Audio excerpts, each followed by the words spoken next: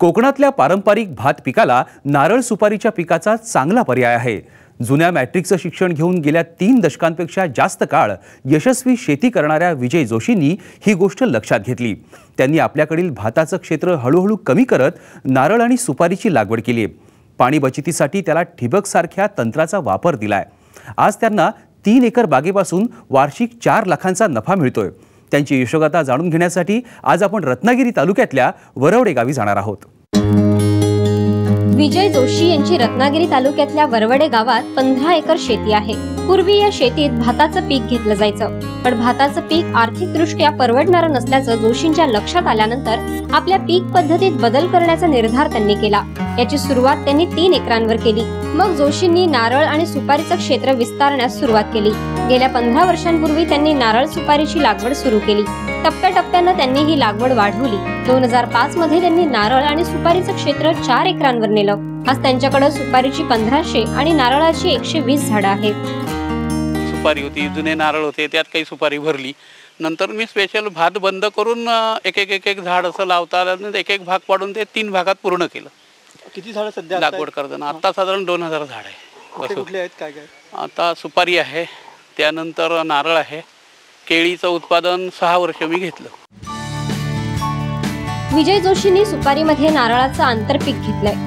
सुपारीच्या रोपांची त्यांनी 8 बाय 6 फुटांवर लागवड केली आहे, तर नारळाची रोपं त्यांनी 15 फुटांवर लावली आहेत। उन्हाळ्यात या झाडांना पाणी देताना पाणी टंचाईला सामोरं जावं लागत होतं, म्हणून त्यांनी ठिबकचा वापर केलाय। पाण्याचं नियोजन आम्हाला होत नसे। सुरुवातीला पाणी आम्ही सोडून द्यायचो आणि मोकाट पाणी सोडल्यामुळे पाणी भरपूर लागायचं। नदीत आटून जायची किंवा विहिरीची दुसरी काही ते सोय नव्हती, त्यामुळे मग झाडं मारायची। जेव्हा उन्हाळा अगदी होईल 15 मे नंतर पाऊस पडेपर्यंत एक 15-20 दिवस हे जरी झालं, पाण्याचा ताण बसला तरी झाडं मारायची। त्यानंतर ही ड्रीप योजनेची काय अर्थसहाय्य मिळतं आहे असं म्हटल्यावरती मी ती योजना राबवायला सुरुवात केली। कृषी अधिकाऱ्यांना भेटलो, त्यांच्याकडनं काय माहिती पाहिजे, कसं करायला पाहिजे आपल्याला, ही सगळी त्यांच्याकडनं चौकशी केली। हे आमचे अवेरे साहेब त्यावेळेस आमच्या इथे होते इकडे कृषी पर्यवेक्षक म्हणून, तर त्यांनी मला काही मार्गदर्शन केलं आणि त्यांच्या माध्यमातून मी ही सुरुवात केली की आपण ड्रीप करूया। जोशी यांनी आपल्या बागेत ठिबक बरोबर मायक्रो स्प्रिंकलर देखील बसवले। पाटानं पाण्याची जास्त नासाडी होत होती, आज ती परिस्थिती नाहीये। ड्रीप इरिगेशनचं वगैरे, कारण पाणी बुंदात तिथेच राहतं आणि त्याला खत पण ड्रीपमधून करून तिथनंच ते खेचलं जातं म्हणजे झाडाला। त्याच्यामुळे पाण्याचा पुरवठा व्यवस्थित होतो आणि बाजूला पाणी जास्त वेस्टेज होत नाही। ड्रीप इरिगेशनमध्ये मजुरी पण वाचली आहे का, की नेमकं काय झालं? हो, मजुरी पण वाचली आहे। ती कशी काय? आता ह्या ड्रीप केलेली असल्यामुळे पाण्याचं पण कॉकवर सगळं आम्ही केलेलं आहे, त्याच्यामुळे एक माणूस फिरू शकतो सगळीकडे। त्याच्यामुळे मजुरी एक माणसावर हे आलं आहे। खतांची पण बचत झाली। हो, ठिबकमुळे पाणी बचतीबरोबर पिकांना खतं देणं देखील सोपं झालंय। यामुळे खतांची देखील मोठी बचत होतीये। ठिबकचा वापर सुरू केल्यापासून त्यांच्या बागेतलं उत्पन्न देखील वाढण्यास मदत झालीये। सगळ्या झाडांना पूर्ण क्षमतेनं पाणी पुरवठा झाल्याचा फायदा होतोय।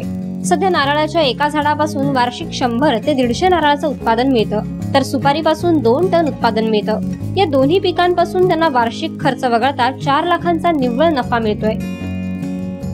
मायक्रोन्यूट्रिएंट्सची जी खतं आहेत ती खतं सुद्धा आपल्या ड्रीपमधून देता येऊ शकतात आणि म्हणून प्रत्येक झाडाला मुळाशी पाणी जाऊन त्याचा जास्तीत जास्त उत्पादनाचा भाग या ड्रीप इरिगेशनमुळे आपलं वाढू शकतो आणि चांगल्या प्रकारचं उत्पन्न येऊ शकतं। जोशींच्या बाबतीत त्यांनी ड्रीप इरिगेशन योजना आपल्या शासनाच्या कृषी विभागामार्फत राबवली आहे।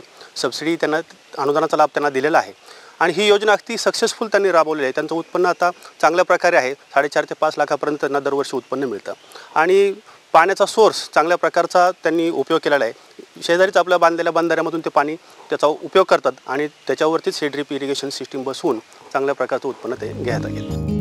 विजय जोशींना फळबाग लागवडीसाठी कृषी विभागाची मदत आणि मार्गदर्शन मिळालंय। ठिबकसाठी त्यांना अनुदान मिळालंय।